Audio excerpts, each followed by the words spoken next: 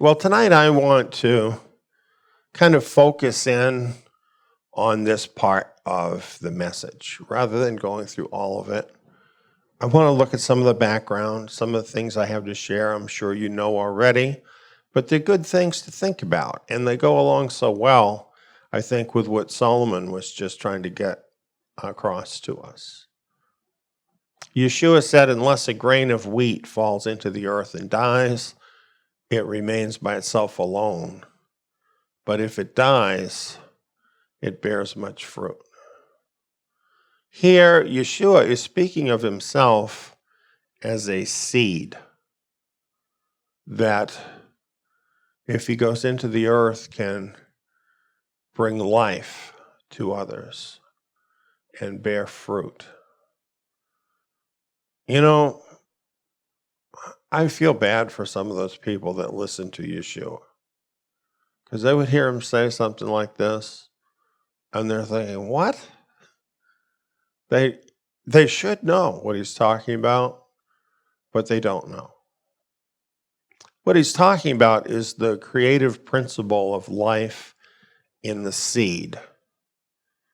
And I thought maybe we would just kind of focus on that tonight and try to come to a basic understanding of the principle at work in what Yeshua is talking about here in this passage.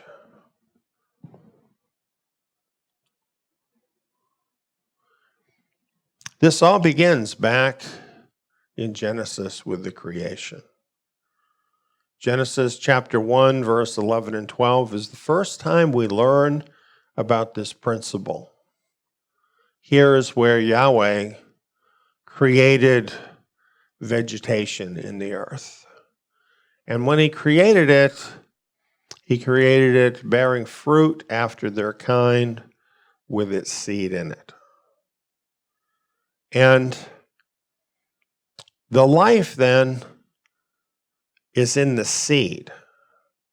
But it's not just generic life. It's life of that particular kind. And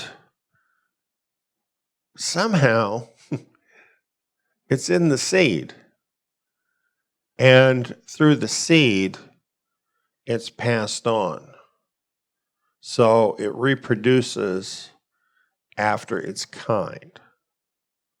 So apple trees do not naturally produce pears or bananas.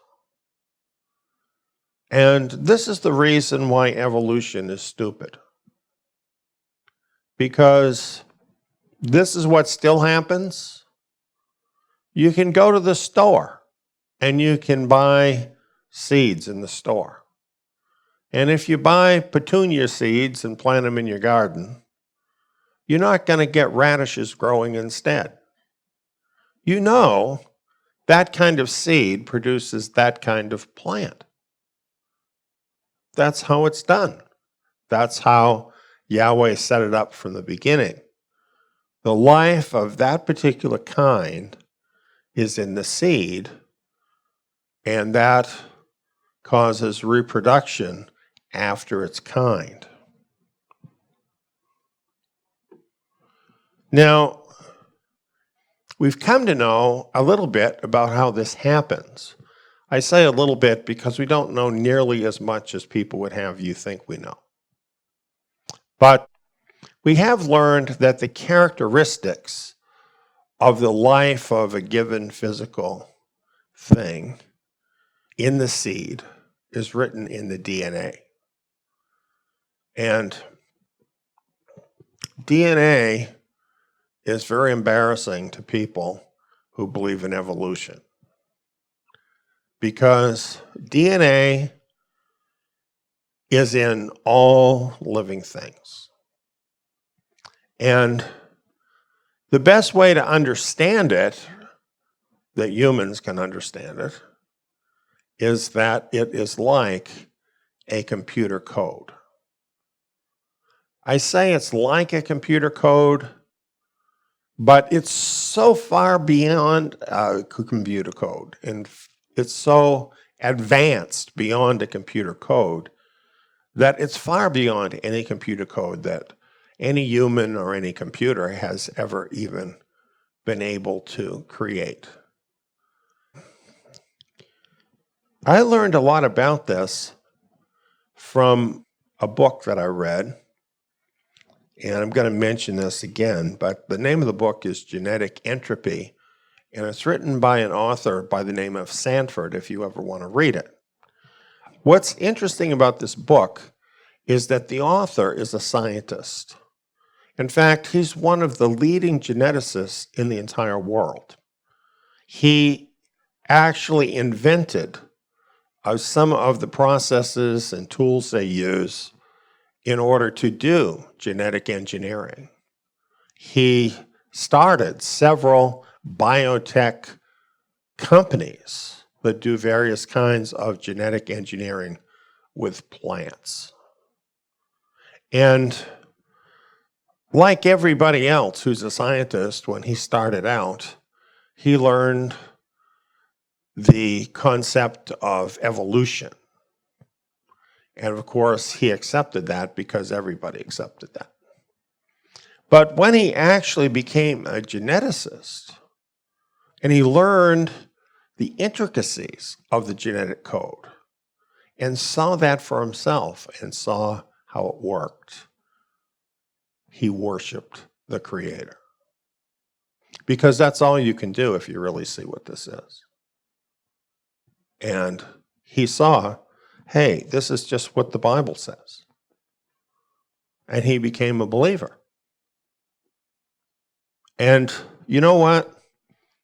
That imprint of the Creator is in everything he made. And anybody that doesn't see that is either blind or stupid. Because it's so obvious.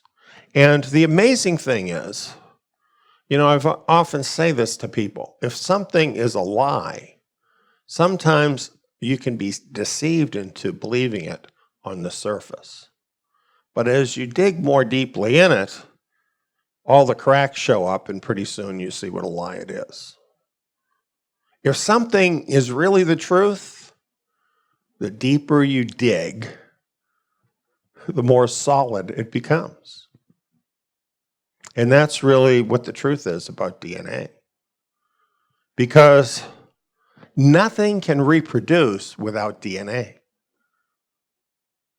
It has to be there for anything to reproduce. And for even the most simple single-cell organism to reproduce another cell, there has to be DNA.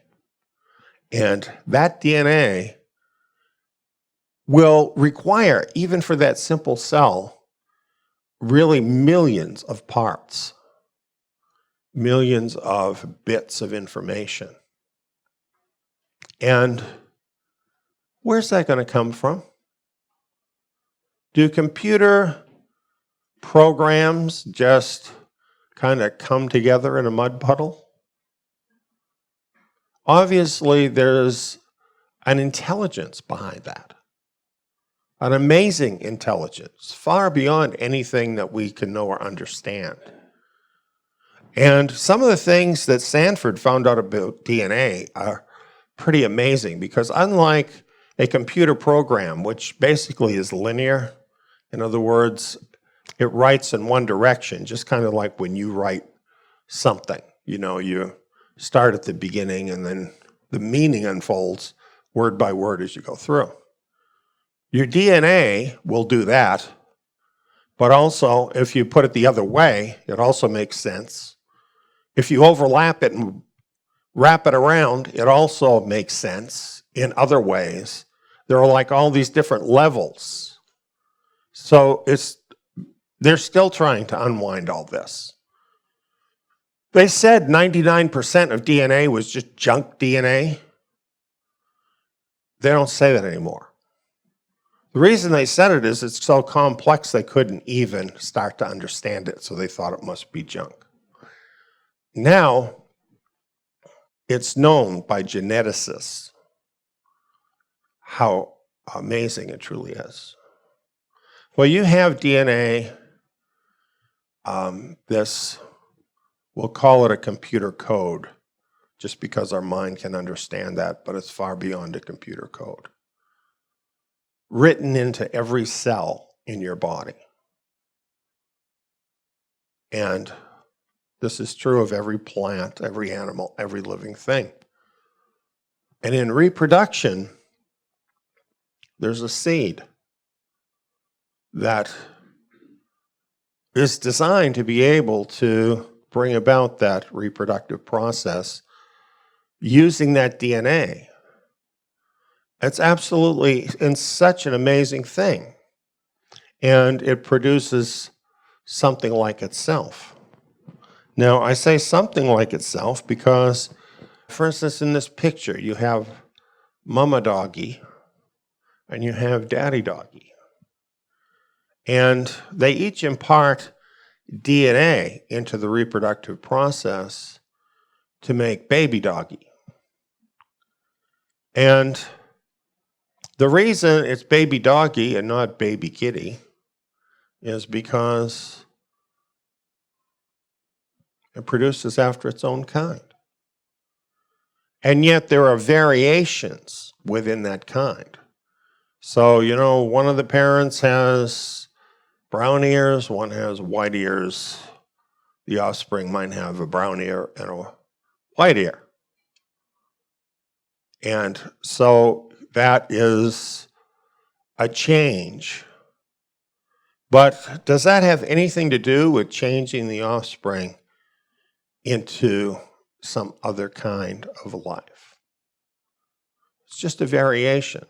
And a lot of times evolutionists will point to things like this and show how things through reproduction will change.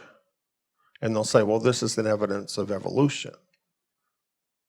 And of course, it's not an evidence of evolution. It's an evidence of changes within a kind.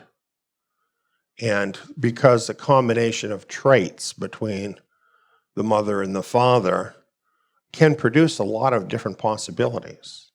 Like I'm a dad and I have a number of kids, and all my kids have some traits in common, and yet they're all different because they all have different traits as well. This is how this works, and it's an amazing thing how this works. It's incredible, really. But it preserves this kind of life. So there's a certain kind of life in the seed that it reproduces itself, and it can't make something else because that's not in there. There's no cat DNA in the dog DNA because with the first dog, you know what happened? The creator put perfect dog DNA in the first dogs that he created. It's absolutely perfect. And all the different variations of dogs and so forth, they've all come out of that because that was all in there. That was so complex that it, through these reproduction cycles, produced all of the different varieties of dogs. This is true of every kind of life, every kind of plant, and every kind of people. It's truly an amazing thing.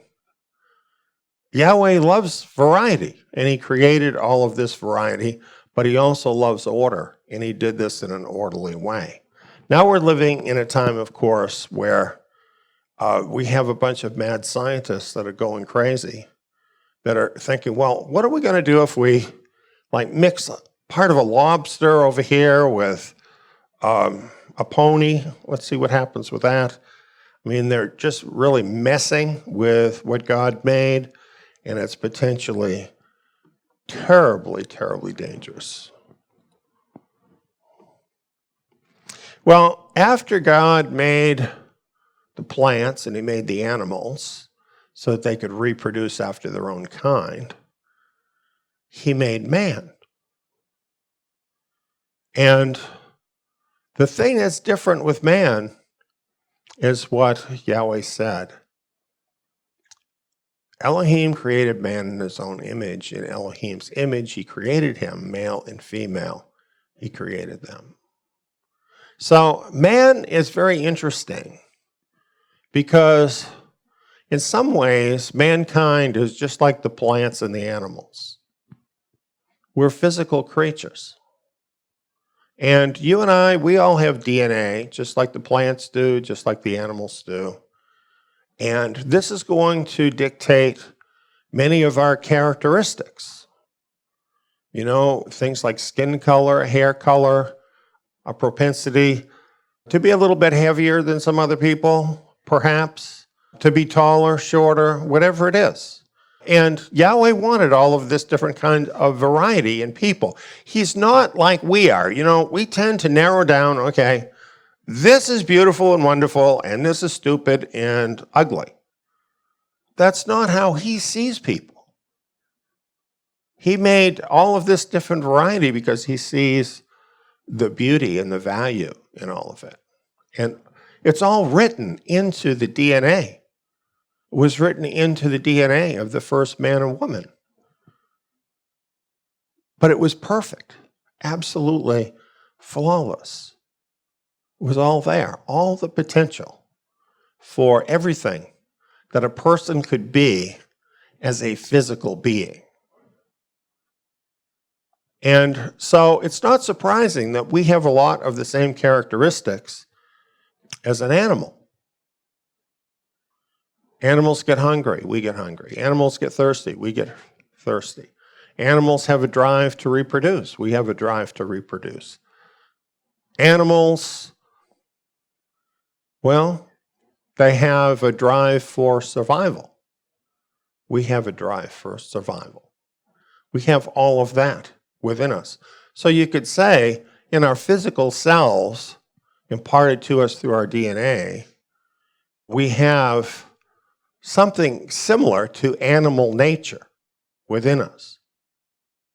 And you know what? In the way that was created, none of that is sinful. Yahweh said all of it was good because it's all for a purpose. Even fear, if it's not distorted, it's not a bad thing. You know, if Adam was walking through the woods and he saw a pointy stick sticking up out of the ground, I'm sure he had a feeling saying, oh, I don't think I should step on that.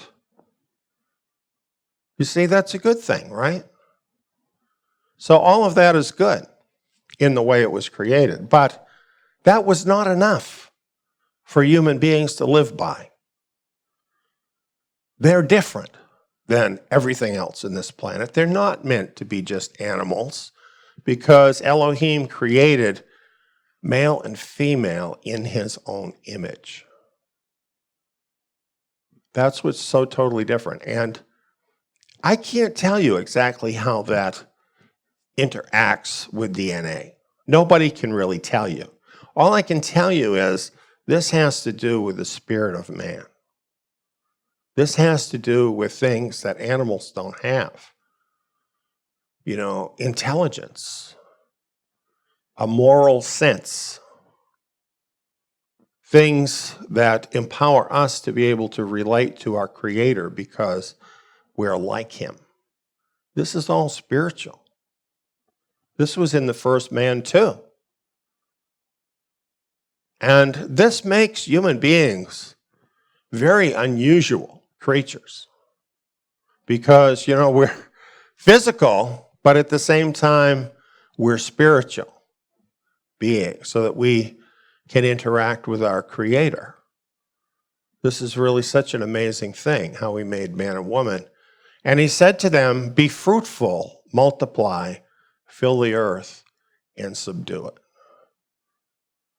And the process is exactly the same as it is with the animals, as it is with the plants in terms of the physical aspect of it. The life is in the seed. It's passed on, human life.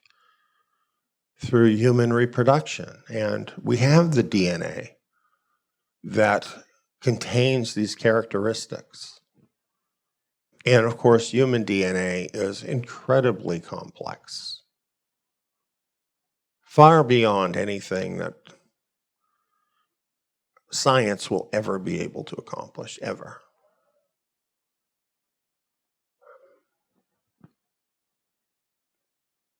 This is amazing what Yahweh did. He took the elements of the earth and he created a body. And that body included this incredible code within it from which all mankind would spring. It was all written into that. But he also gave Adam something beyond that that's spiritual, his own likeness, which is something you'll never put in a computer because it's far beyond anything a computer could ever deal with. It's the very character of our Creator. And you know, he's not physical.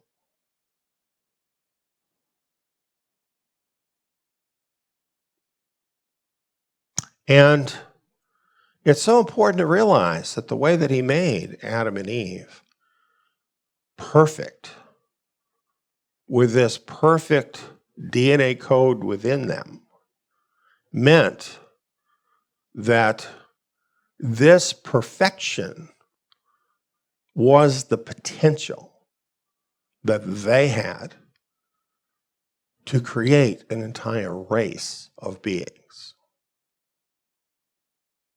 Amazing. Was all there in the seed. There's nothing more powerful ever created than life in the seed. Do you think splitting the atom is a big thing? Life in the seed is something even more amazing and potentially explosive than splitting an atom. Well, sin happened. Sin happened. Now, how does that work?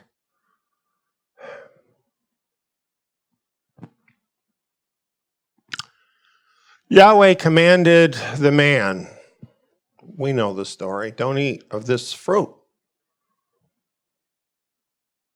There was nothing different about the fruit. Nothing different about it. Except that God said, don't eat it. It's a command. And this was to introduce something into the world. The concept of obedience to our Creator. Now, the man and woman should have had no trouble with that because they're made in the image of the Creator, right? And why wouldn't they do what he said? He created everything and he gave them this beautiful life. Why wouldn't they do whatever he said? And he warned them, this is what's going to happen if you disobey my command. In the day you eat of that fruit, you're going to die.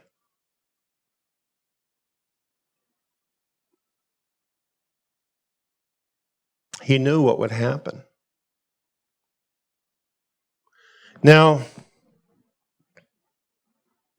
to eat that fruit, what would happen is they would have to fall short of the image of God that was created within them. They would have to come short of that. That's what sin means, missing the mark. Do you ever feel like that guy in the picture? Sometimes we just can't hit that bullseye. Because sin came into the picture and not only did it distort us spiritually, distorting the image of God within us, but you see, the part we don't understand is that the image of God within us is connected with our physical life too. And that's beyond us. We don't really understand exactly how that works. But what we found out is that if you damage the image of God within you, it in turn damages your physical life. And this is reflected in your DNA. It actually caused a breakdown in the DNA of human beings. So they had this perfect code that could have produced this world of perfect people, and instead, well, all they ended up having was this imperfect code within them. So that's all they could pass on. Once it was distorted and ruined, they couldn't fix it. They didn't even know it, of course. So what happened is, missing the mark was a moral catastrophe. People look back and they look on this and they think, oh, eating a piece of fruit is such a bad thing. Yeah, that was a really bad thing. Because everything was perfect until they did it, and it was the first imperfect thing. The first imperfect act that ever happened. They were made to be perfect, not imperfect. And it messed up the works. It's like you have this perfectly running machine and you throw a monkey wrench into it, and what happens? All the gears start winding up, right? It was devastating on a spiritual level, but even on a physical level. Devastating. Our human DNA. And what Mr. Sanford found, and many other people, is that human beings have mutated DNA. And all that means is that there are these places within your DNA where it's scrambled and messed up. So the code goes along and it seems to be fine, and then it gets to a place where it's scrambled and messed up. Well, what happens with that is it causes in your physical body imperfection, causes your body to break down. This is the major cause of aging, by the way, and then eventually causes you to die. It's also the cause of various diseases, lots of them, and also imperfections in human traits, all of that.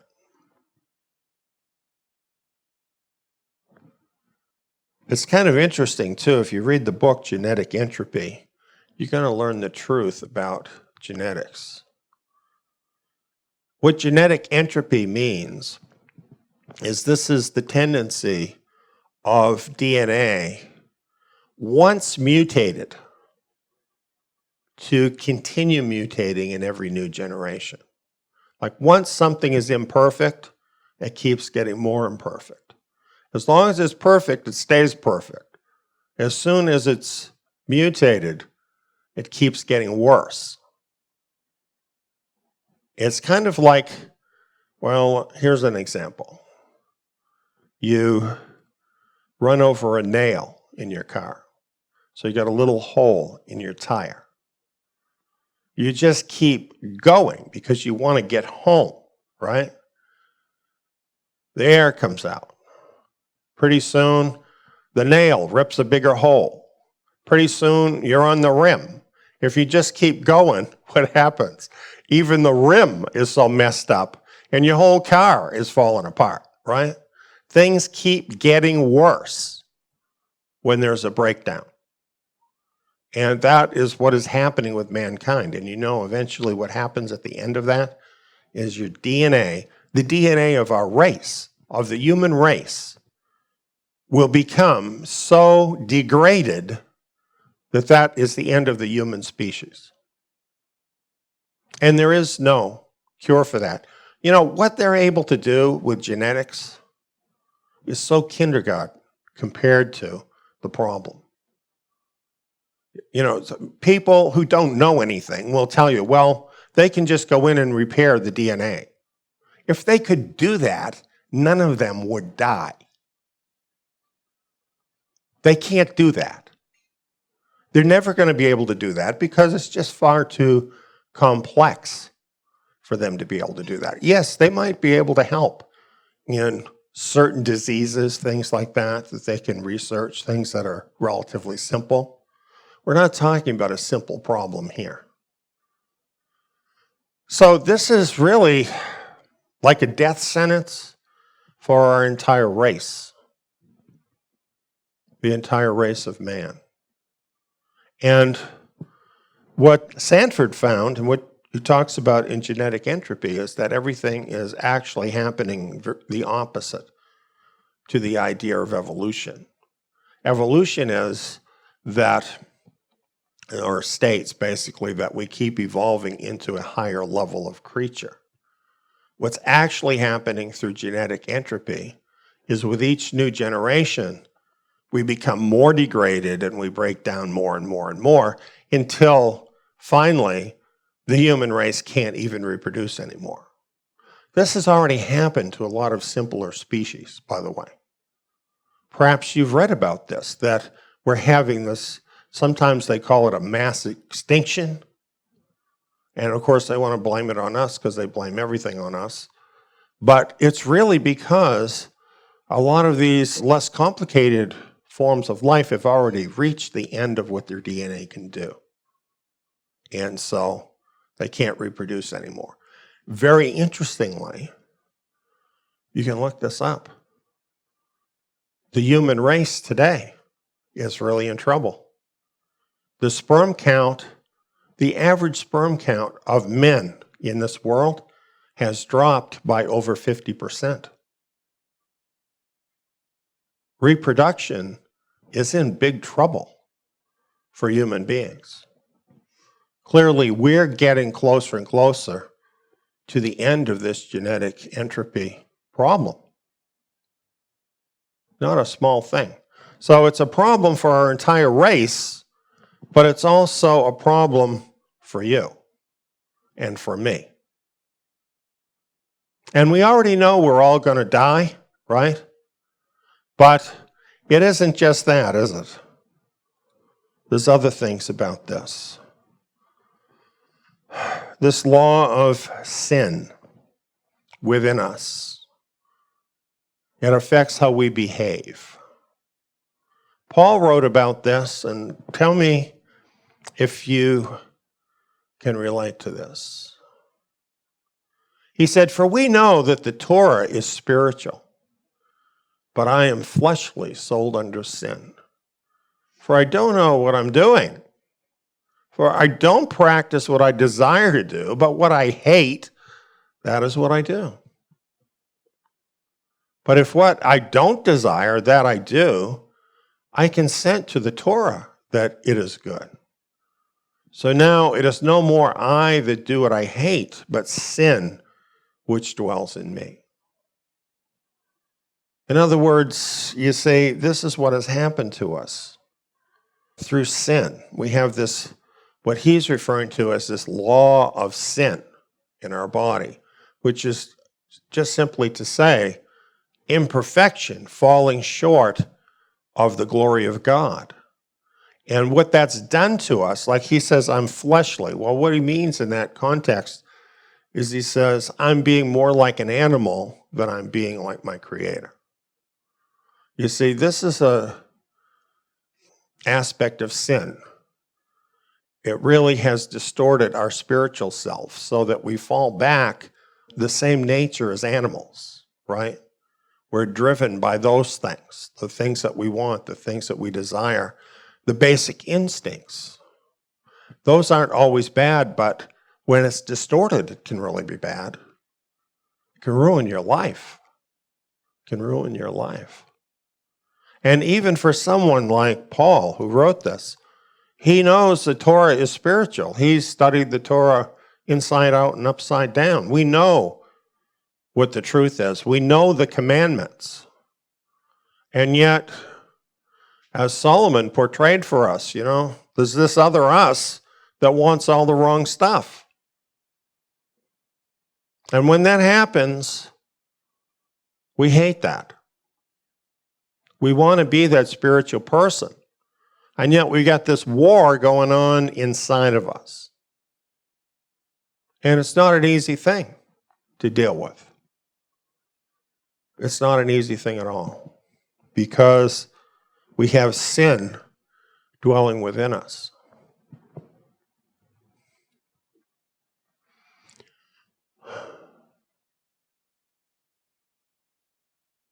And you know what Paul said about her? Who can save me from this death? That's what he said. Praise be to God through Yeshua Messiah, our Lord. We can't fix this. Science is not going to fix this. Only Messiah can fix this. And that's what these verses are about. Yeshua said, the time has come for the Son of Man to be glorified. Most certainly, I tell you, unless a grain of wheat falls into the earth and dies, it remains by itself alone. But if it dies, it bears much fruit. The Son of Man, a man, with a divine nature fully intact, a perfect man. He was like a seed. And for us to benefit, he needed to be glorified, moved to a higher state of being. Before he could be glorified, he had to die. He had to give up the natural body that he had in order to be changed into a glorified body. Your body, the way it is ruined. You're doing what you can to keep it going, but let's face it, it is a losing battle, right? We'll all do the best we can. Through Yeshua Messiah, Yahweh's plan is to give us a glorified body. In other words, to rebuild us in a whole new way. So he's not going to just fix what's wrong. He's going to make us a whole new kind of creature. And he's going to do it through the life of his Son, giving us his life instead of this old life. That's a trade I want to make. How about you? That's the creative principle of life in the seed. That is Yahweh's answer to our problem. It was never his problem. We created the problem. And he loved us enough to come up with the answer. A seed. And he knew that was the answer from the beginning. The thing that's so neat about our Father is he doesn't change. He set these principles into motion, and everything he does is according to these principles. He is so principled and amazing in how he does things. So he set this law of life in the seed into motion in the creation, and then that's how he deals with the problem when the problem arises. Isn't that amazing how he does that? When the problem came up, And the deceiver deceived the first woman, and through her got to the man to cause them to sin.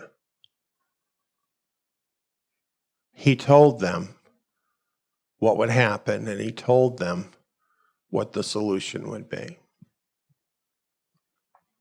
He said to the serpent, who is the devil, I will put enmity between you, the devil, and the woman, who is later revealed to be his nation, Israel. And between your seed, that is the devil's seed. What seed does the devil have? Well, this distorted, broken, sinful seed in mankind, who can we attribute that to? Is that not the devil? Isn't that from the devil, from what the devil did in the garden? Through his lies, through his deception? Isn't that how the perfect seed of man was corrupted into something distorted?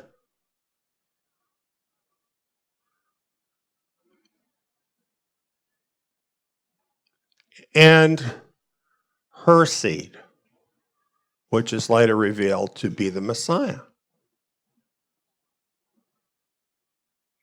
This is the principle and the prophecy with which Yeshua was so familiar, that really was behind and drove the reason he was there.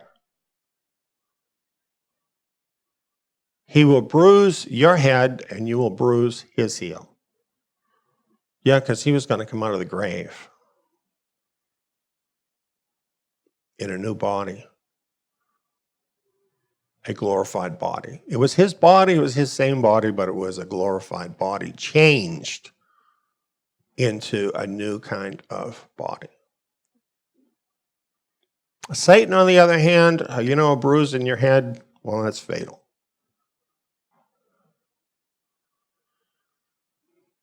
It says that Messiah is the seed. So this is the answer. This is why Messiah came, to be that promised seed. And in 1 Corinthians 15, it has some things to say about this principle. Now, Messiah has been raised from the dead. He became the first fruits of those who are asleep. See, it's the same speech, isn't it? Yeshua's talking about a grain of wheat going into the earth and dying. And then what happened? He came up out of the grave as a glorified being. He was the first fruit. That's the seed going into the ground, sprouting up. Since death came by man, resurrection of the dead also came by man. In the first case, death came through Adam. And then in the second case, resurrection from the dead comes through the Son of Man. In Adam, all die. That's what we're just seeing, right? Looking at the DNA and what happens with people. That came to us from our first father, Adam, because he ruined the perfection that he had and passed this mess on to us.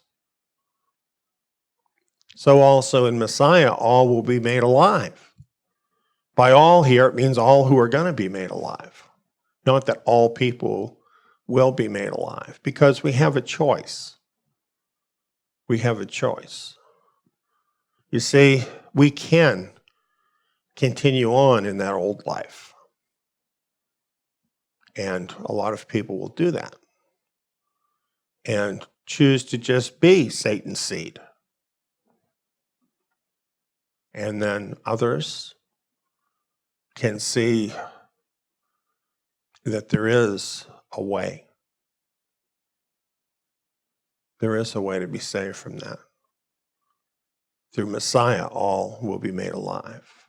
But each in his own order. Messiah, the first fruits, he had to be first because he didn't have this problem. He didn't have this sin nature. He didn't have this marred image of God. He perfectly reflected his Father. It goes on to say that there in John 12, right? He's saying, I'm just telling you what my Father commanded me. In every way, he did what Adam didn't do, right?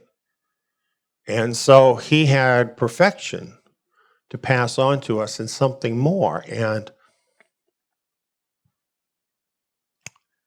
in Adam is only sin and death. In Messiah is the life of Messiah, culminating in the resurrection at his coming. 1 Corinthians 15 goes on to explain that. Here's some more from 1 Corinthians 15. The first man is of the earth, made of dust. The second man is Adonai from heaven. As is the one made of dust, such are those who are also made of dust.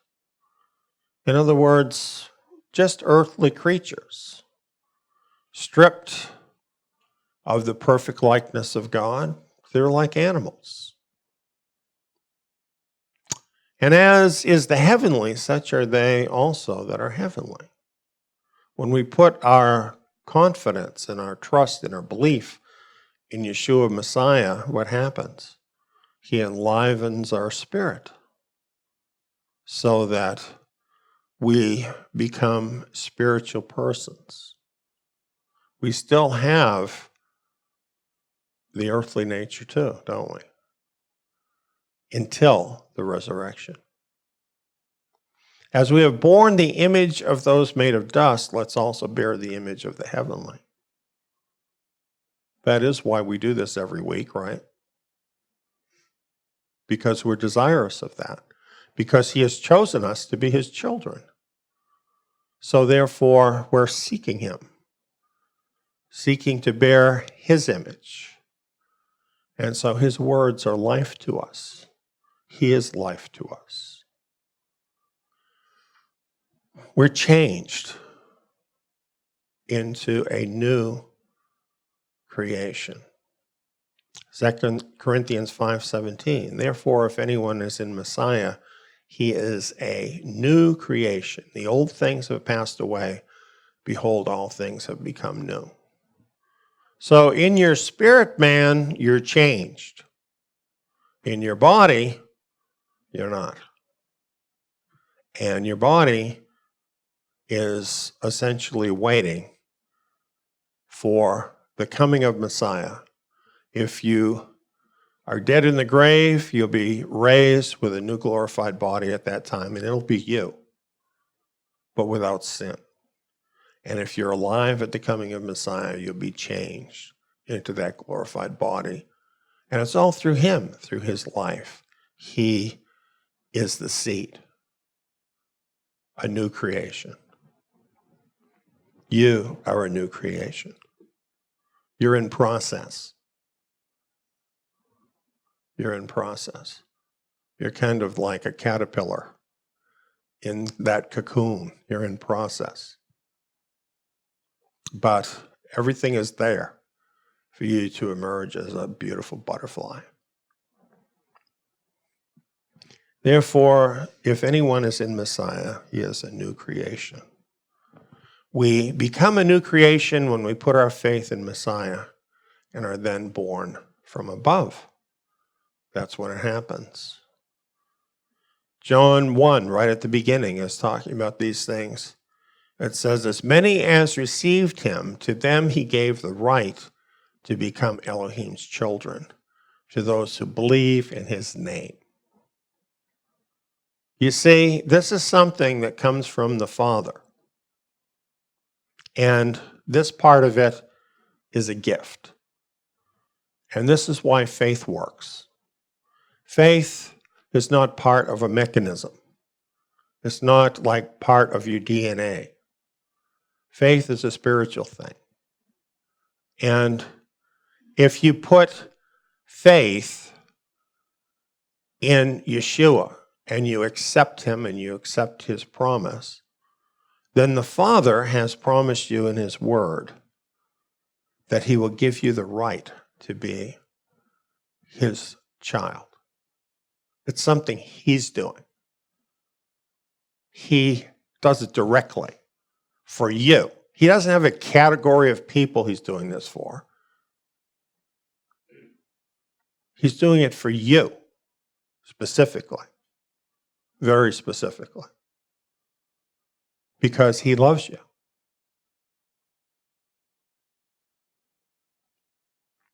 It's a gift because you believe in his son. He honors that. He set this up. This is what pleases him to do. So that's why it works. It's that simple. But it's based on real principles. He didn't just say, well, let's just forget that whole sin thing and we'll just move on from here. Things had to be right. Things had to be corrected. And they were corrected the hard way, because that was the only way. But if you trace it all the way back to what it's all about him, his love, his desire to save us. That which is born of the flesh is flesh. That which is born of the Spirit is spirit. Generation. A new generation. Your spirit regenerated. That's a new person. Don't marvel that I said to you, you must be born anew. The wind blows where it wants to, and you hear its sound, but don't know where it comes from and where it's going. So is everyone who is born of the Spirit. You're different. You are so different if you're born of the Spirit. People look at you and they say, hey, you're like the wind. I don't know what you're going to do next. They don't know because you don't know. Right? You go where his Spirit leads you because you're obedient to him. Instead of just listening to your old nature to dictate your life, you're listening to his Spirit to guide you. And he's given you the equipment to be able to do that by making you a new creature. So that can happen inside of you.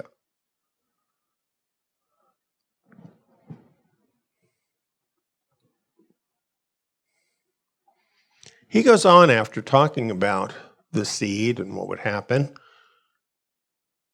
to telling us what it means for us.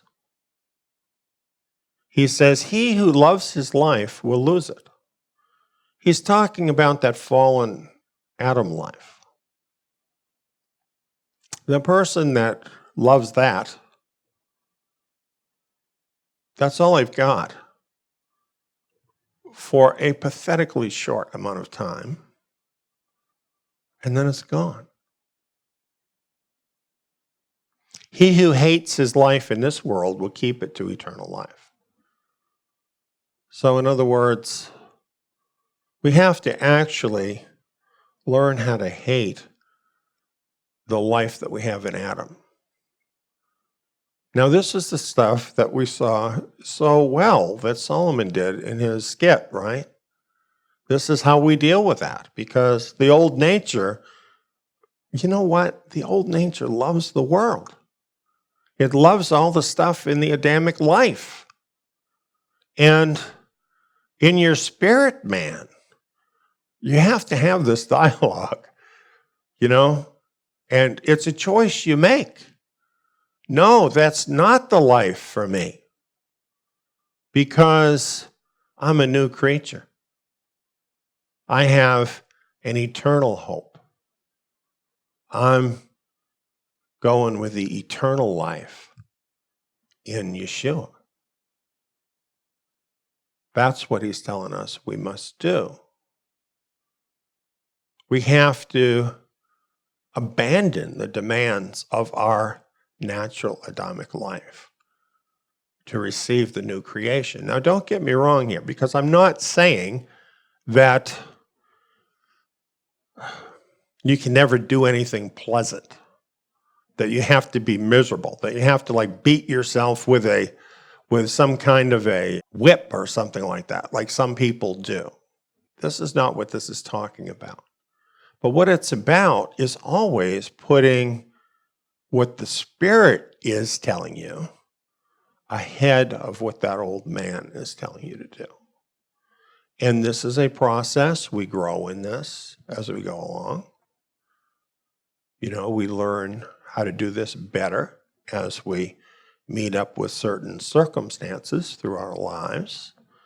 And we have this thing called grace, because when the Father looks at us as his children, he sees we've put trust in Yeshua. He sees us in the righteousness of Yeshua, because that's the life of Yeshua, totally righteous.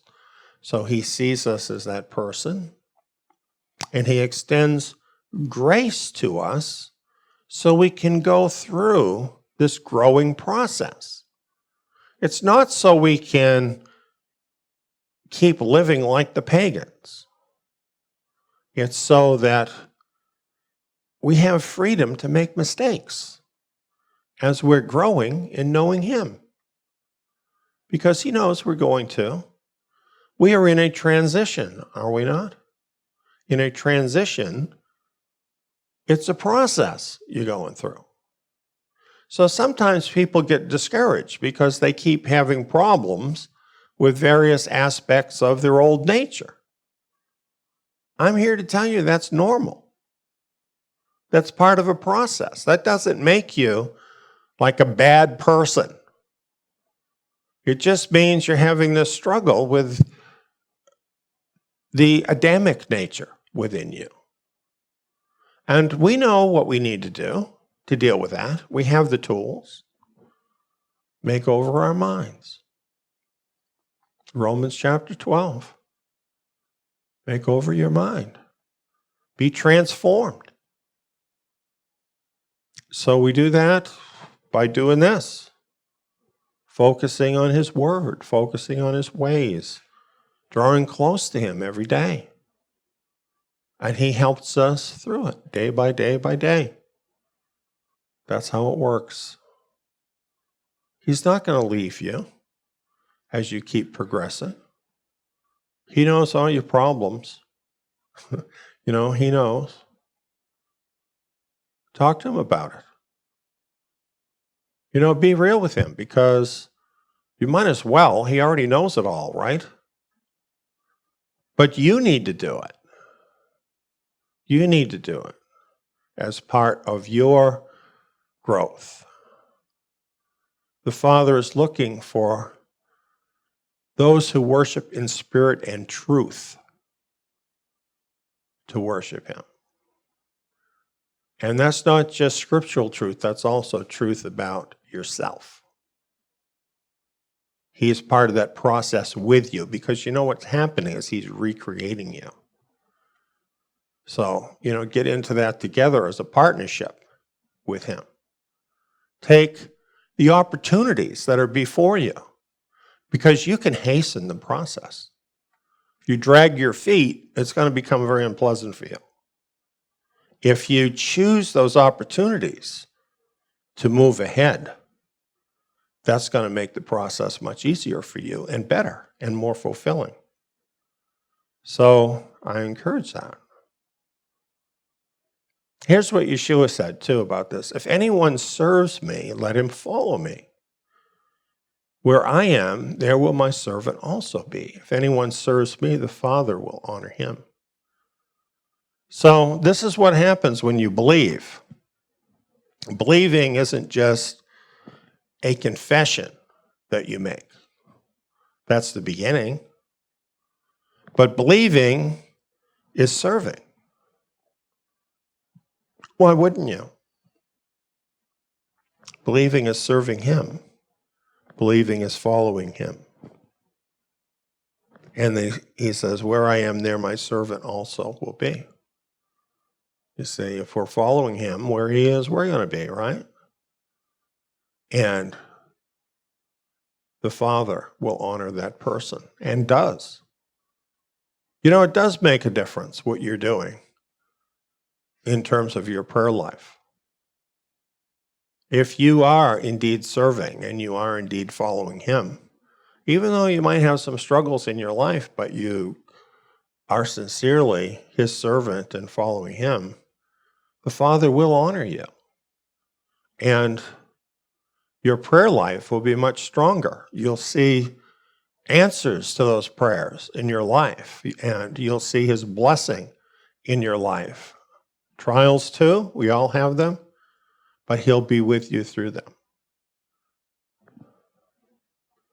These are the people that actually are changed into a new creature. It's not just the confession, but it's moving forward in that transition process.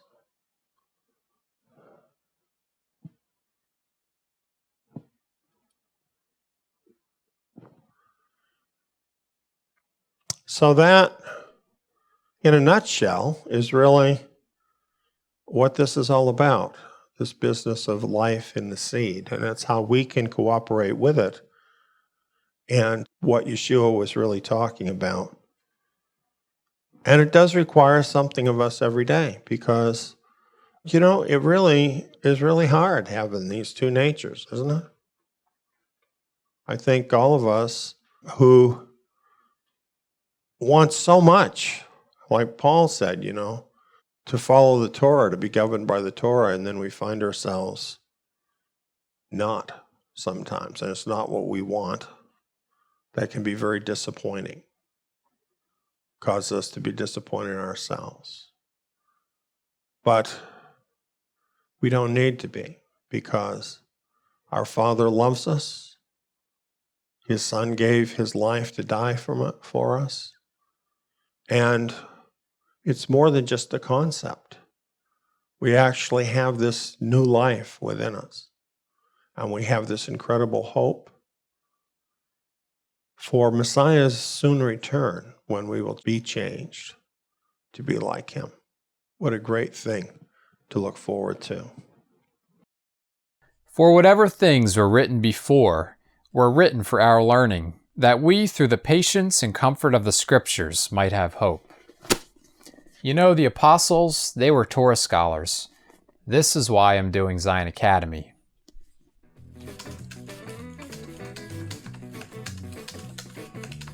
The lessons include 2-hour audio programs and quiz modules. All the lessons in the Torah can be applied to us today. Not to mention, they open up the renewed covenant scriptures in a whole new level, much like the apostles had understanding of the Torah. Plus, I can do the courses in my own time, at my own pace, with no prerequisites, and at a very low cost. I can do them here. Or here. Tsiyon Academy students are provided with study materials, the Tsiyon Messianic Scriptures, in-depth verse-by-verse programs, and quizzes with your final grade and a certificate at the end of the course. Tsiyon Academy also offers assignments for students who would like to opt in to take part in the Tsiyon Tabernacle live Shabbat meetings. Become immersed in the Torah. Find out how you can become a Tsiyon Academy student at tsiyon.org.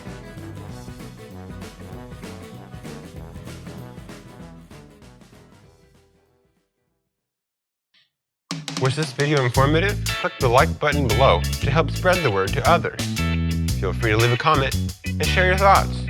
Don't forget to subscribe and ring the bell so you won't miss out on more amazing content from Eliyahu Ben David.